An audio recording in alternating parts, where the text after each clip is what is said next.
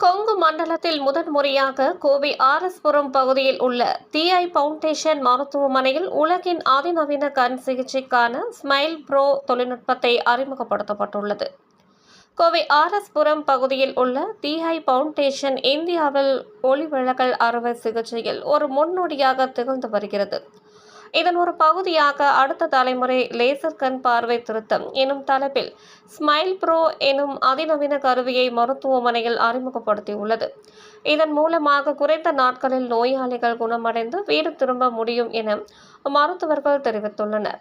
இக்கருவி குறித்து தி.ஐ. பவுண்டேஷன் மருத்துவமனையின் தலைவர் டாக்டர் டி. ராமமூர்த்தி, மருத்துவ இயக்குனர் டாக்டர் சித்ரா ராமமூர்த்தி, நிர்வாக இயக்குனர் டாக்டர் ஸ்ரேயாஸ் ராமமூர்த்தி ஆகியோர் செய்தியாளர்களிடம் கூறியதாவது: உலகளாவிய ஒளியியல் தொழில்நுட்பத்தில் சிறந்தது விளங்கும் வகையில் ஸ்மைல் ப்ரோ எனும் இயந்திரம் தற்போது இங்கு அறிமுகம் செய்யப்பட்டுள்ளது.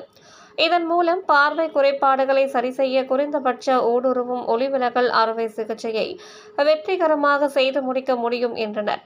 பாரம்பரிய லேசிக் நடைமுறைகளுடன் ஒப்பிடும்போது அதன் இயற்கையான வலிமையை பாதுகாத்து கார்னியாவை மறுவடிவமைக்க ஸ்மைல் ப்ரோ கருவி மிக சிறிய அளவில், அதாவது 2 முதல் 3 மில்லிமீட்டர் துவாரத்தை பயன்படுத்துகிறது. இதனால் அறுவை சிகிச்சைக்கு ஒரு கண்ணுக்கு 8 வினாடிகள் மட்டுமே இக்கருவி எடுத்துக் கொள்கின்றது.